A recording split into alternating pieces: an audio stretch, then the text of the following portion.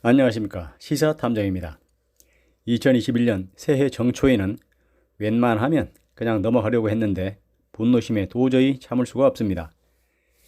이낙연 대표는 새해 첫날부터 민주당을 지지하는 수많은 사람들의 가슴에 대못을 박는 언행으로 충격과 분노를 불러일으키고 있습니다. 이낙연 대표는 1월 1일 현충원 참배후 인터뷰에서 국민 대통합을 위해 적절한 시기에 이명박, 박근혜 사면을 대통령께 건의할 생각이다 라고 밝혔습니다.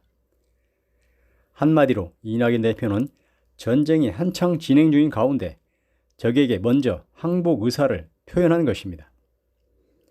이낙연 대표의 사면 건의 발언이 왜 문제인지 따져보겠습니다. 첫째, 지금은 적폐 동맹과의 전쟁 중입니다. 사면 거는 생각 운운할 때가 아닙니다.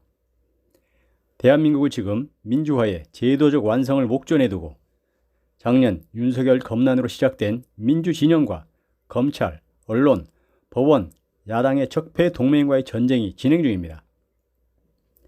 대한민국이 민주화를 완성하고 앞으로 전진하느냐, 아니면 다시 적폐들의 저항에 막혀 과거로 후퇴하느냐, 역사적 갈림길에 서 있습니다. 국민들의 오랜 수건이자 문재인 대통령의 대선 공약 1호이기도 한 검찰개혁을 위해 조국, 추미애 두 장관이 만신창이가 되면서까지 검찰개혁을 추진해 왔지만 적폐동맹의 저항에 막혀 검찰개혁은 아직 그 성패를 가늠할 수 없는 상황입니다. 최근 윤석열은 징계를 받는 과정에서 2번씩이나 총장직에 복귀한 후 다음 공격 카드를 만지작거리고 있는데 반해 추미애 장관은 수많은 민주당 지지층의 재신임 청원에도 결국 경질되었습니다.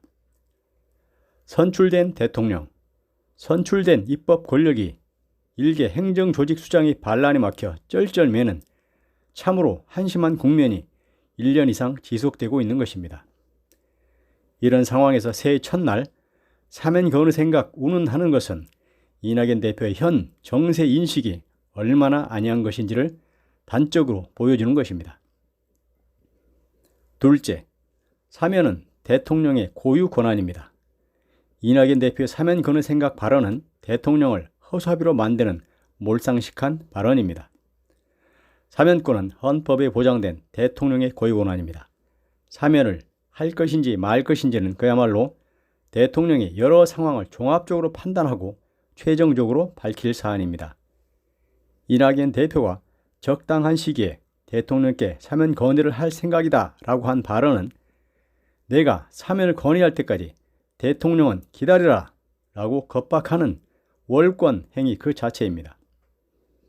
설령 이낙연 대표가 그런 생각으로 향후 적절한 시기에 대통령과의 독대를 통해 비공식 건의를 할 수는 있지만 그 생각 그 자체를 미리 언론에 발설하는 것은 대통령을 모욕하는 지극히 무례한 행위입니다. 항상 엄중 주시를 내세워 좌고우면하는 이낙연 대표가 이를 모를 리 없을 텐데도 왜 이런 발언을 새해 벽두부터 꺼낸 것일까요? 자신의 정치적 이해를 위해 대통령을 앞세우는 행위를 당장 그만두기 바랍니다. 셋째, 당사자들이 국민 앞에 진정한 용서를 구하는 것이 먼저입니다. 과거 YS가 민주당을 배신하고 3당 합당을 통해 정권을 잡은 뒤 국민 대통합을 앞세워 5.18 살인범 전두환 일당에 대해 사면을 해주었지만 그 후 전두환 일당이 여태까지 어떤 행태를 보여주고 있는지 국민들은 잘 알고 있습니다. 전두환 일당은 지금까지 단 한 번도 광주 5.18 영령 앞에 사죄를 하거나 광주 시민들에게 진심으로 사과한 적이 없습니다. 전두환 일당을 사면하여 국민 대통합이 이루어졌다는 근거도 전혀 없습니다. 영호남의 지역적 갈등도 크게 개선되지 않고 있습니다.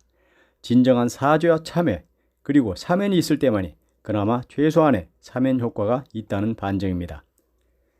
해방 후 70년이 지났음에도 한일 관계가 최악의 상황에서 여전히 벗어나지 못하고 있는 이유도 35년 일제 침략기 동안 수많은 반일련 범죄 행위에 대해 일본이 대한민국과 피해자들에게 진정한 사과를 하지 않고 있기 때문입니다. 이낙연 대표의 논리에 따른다면 한일 관계의 회복을 위해 대한민국이 먼저 일본의 역사 왜곡도 사과도 배상도 모른 채 하고 그냥 넘어가자는 것인데 이것이 과연 가능한 일인지 묻고 싶습니다. 박근혜 이명박은 국정농단과 각종 비리에 대해 단 한 번도 국민 앞에 사과하지 않고 있습니다. 사과는커녕 역사는 반드시 기억할 것이다 운운하며 현 정부와 민주 시민들을 저주하고 있습니다. 국정농단으로 대한민국을 파괴한 박근혜와 4대강 사업으로 전 국토를 유린한 중대 범죄자 이명박을 국민 대통합이라는 허울 좋은 명분으로 사면해 주어 봐야 기대하는 국민 통합은 이루어지지 않을 것입니다. 오히려 법 앞에 평등이라는 민주주의의 대원칙만 훼손되고 정의감에 대한 부정적 인식만 심화될 뿐이며 민주당의 핵심 지지층은 모두 돌아설 뿐입니다. 넷째, 국민 통합은 전 근대적인 개념입니다. 통합이 아니라 소통과 연결이 필요합니다. 지금 제4차 산업혁명을 앞두고 모든 산업 분야에서 혁명적인 변화가 일어나고 있습니다.